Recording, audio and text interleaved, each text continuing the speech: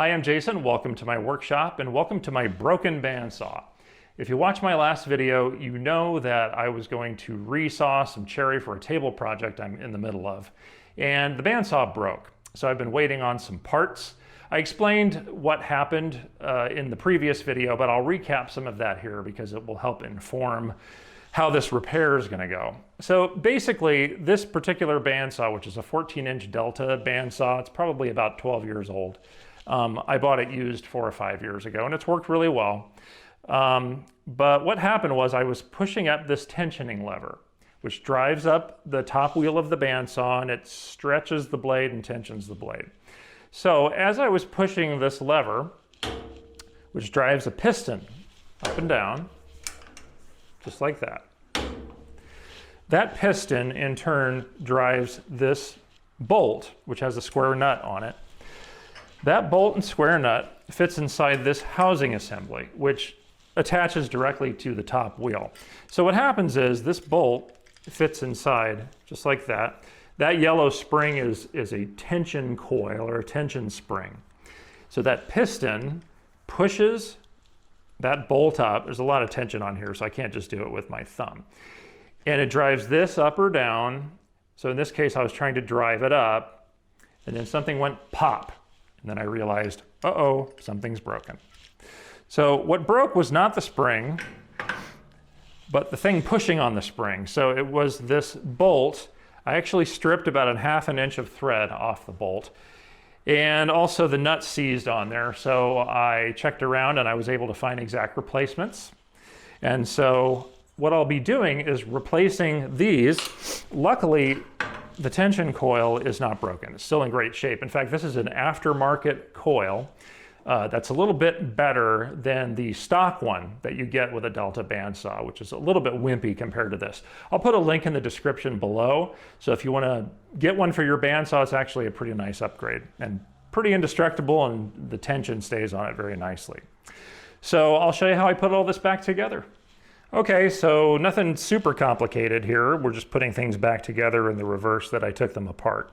So here's that assembly that holds the upper bandsaw wheel, which attaches right here. It's facing back.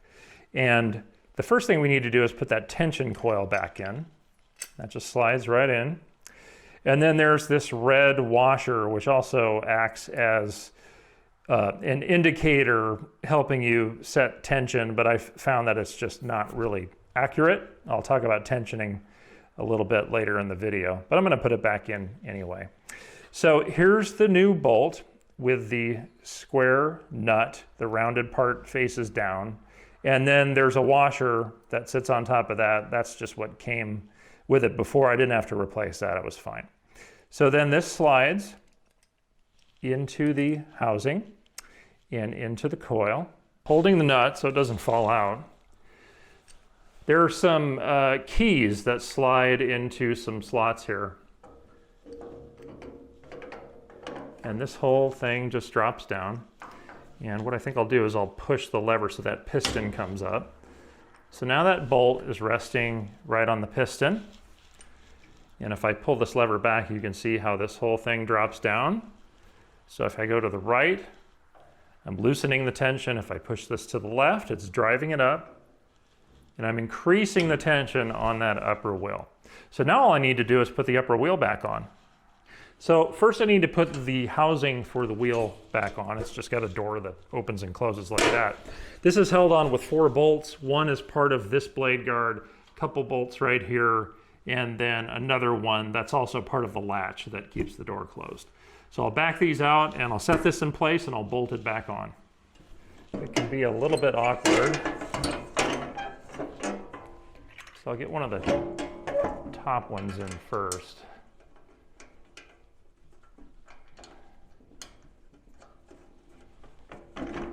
Just finger tighten it in.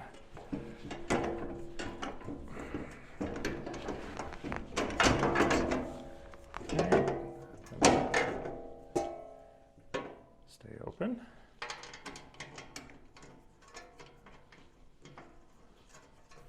Probably easier if you remove the door, but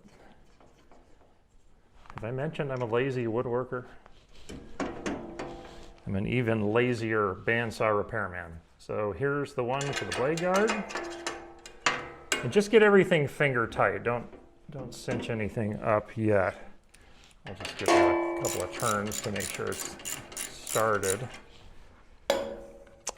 And then the one that holds the door latch. Okay. And that seems to be on there okay, so I can go ahead and start tightening these all up. So it's always a good idea to take some photos before you start disassembling any machine so you know where the washers and the nuts and all the little bits and pieces go. If you don't do that and you're confused, you can go online, you can try to download the manual if you don't still have it for your particular machine. Also, if you go to the replacement parts websites, they usually have exploded drawings that you can check out. I did that to make sure that I was showing you the correct procedure for this, and I think we're all square. So this is the hex jam nut, at least that's what Delta calls it. So we take that off. That holds the wheel on. There's a washer here, that sits all the way in back. And you want to make sure you've got the wheel facing the correct direction. I check that drawing to make sure I do. Another giveaway are these little divots that they've machined in the back of the wheel. That's to help balance the wheel before they put it on the saw. So we're in the right direction. Now this wheel has two bearings, one in the front, one in the back, and there's a spacer in the middle. The spacer doesn't like to stay aligned, I found. It just kind of sits in there loosely. So when you push this back on, take a screwdriver and just feel around in there until you've got it lined up. And then as you see, it'll just slide back on there. So then we take the hex jam nut and we just finger tighten that back on, righty-tighty. Okay, and then my socket, and we'll just snug it up. Don't over tighten anything.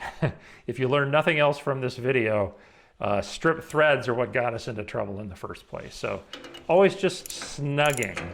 And by snugging, I mean just a little bit of resistance. Don't kill it. Don't, just snug it and then give it a spin. And I don't hear any grinding. That means the bearings are still in good shape. And it looks like we're ready to put this back together. Before you put the blade on and you make your tracking and your tension adjustments, you want to make sure that your guides, whether they're roller guides or blocks like I have here, you want to make sure that you loosen them and pull them away from the blade because you don't want those throwing off your tracking adjustments. You also want the thrust bearing to be back away from the blade so that you don't affect your tracking. So your tension and tracking adjustments get made here on the back of the bandsaw. And the goal with tracking is to make sure that the blade stays centered on the upper and lower tires of both wheels. So you want to do the tension adjustment first because tension can affect your tracking. So the first thing I'll do is remember this lever. As I pull it toward me, it's pushing against that coil. It's driving the upper wheel up. And I'll pull until this little stop engages, and then I'll let off on it. Now remember that red little washer I told you about? It's almost right at 3/4 of an inch on this guide, meaning it's the appropriate tension for a 3/4 inch blade. I don't trust these readings, especially with an aftermarket coil. Now, a lot of people who are smarter than me and have a lot more bandsaw experience will tell you all kinds of different methods for checking tension. Here's how I like to do it. I lift the blade guard as high as it'll go, and then I push against the middle of the blade with my thumb, and if the blade flexes no more than about 1/4 of an inch, I'm happy. Now this thumb screw is what affects your tracking. It tilts the upper wheel in or out, and that helps you to get the blade aligned perfectly on the wheels. So I have to turn the saw around to show you how that works. So when you're setting tracking, you're looking for something called coplanar, meaning the two wheels, the upper and lower bandsaw wheels, need to be in the same plane. And the way you check that is with a long straight edge. You take the straight edge and you push it against the upper and lower wheels, and you want the straight edge to touch at 4 points. 2 points on the top wheel, 2 points on the bottom wheel. So you just sight down. I have it touching at 2 points on the lower wheel, but only 1 point on the top wheel. There's a small gap right here where the straight edge and the top of this wheel meet. So that's when you want to turn the thumb screw on the back of this saw, left or right. In my case, thumb screw is very hard to turn, so I use a pair of pliers. So if I turn it left, the wheel tips towards you, or the camera in this case. And I'm now touching in 2 spots on the bottom wheel and 2 spots on the top wheel. So if I've done everything right, I can spin this and the blade will stay on the wheels.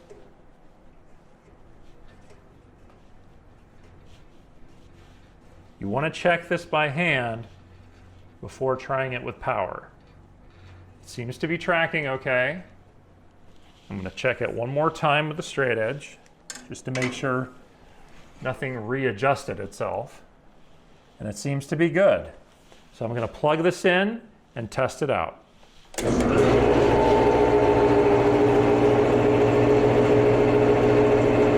Looks good. So now what I'm going to do is adjust these guides first. And you want them almost touching the blade. You don't want them right on the blade because that can cause a lot of heating and prematurely wear out your blade. Some people take a folded dollar bill, something like that. I use blue painter's tape and I just wrap it around the blade and I make sure that it's on there firmly. And then I bring it up in between my 2 blocks. And then being careful not to move the blade left or right, I just firmly press them against the piece of tape. And then I take my Allen wrench and I tighten for left and right. And then I just make sure it grabs a little when the tape goes through, but the blade is not actually touching. So that's going to be perfect. So that one's adjusted, and then I have similar adjustments below the table. It would be really hard for me to show you on camera, but they're the same kinds of adjustments. So I'm going to do that off camera, and then I'll show you how I adjust the thrust bearings. Okay, so here's the thrust bearing, and again, the point of that is to keep the blade on the wheels. As you're feeding wood through the bandsaw, it's pushing on the blade. The blade naturally wants to go this way. The thrust bearing keeps it this way. So I'm going to have the same tape that I used to adjust the guide blocks. I'm going to bring it right here. And then I've got a wheel that lets me adjust this bearing back and forth. And the thrust bearing I'll adjust until it's just touching the tape with just a tiny bit of resistance. And then I tighten a thumb screw and that will lock it in place. Now I'll bring that out. And now the blade's going in between my blocks and almost touching the thrust bearing, but not quite. And that's how you adjust all of that. So let's make some test cuts.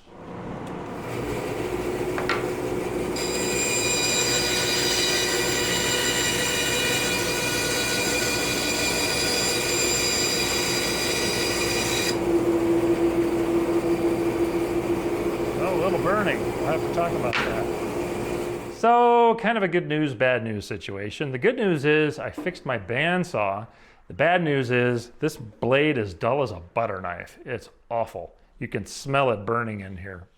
And the wood's a little bit black too, so guess I'll be buying a new one. Hope you learned something from this video. I know I did. If you like these videos, please subscribe to my YouTube channel and ring the bell so you'll get notifications whenever I have a new video posted. Also making some pretty good headway on the shaker-inspired table that's coming up. That will be in the next video, which I'll be releasing next week. We'll see you soon.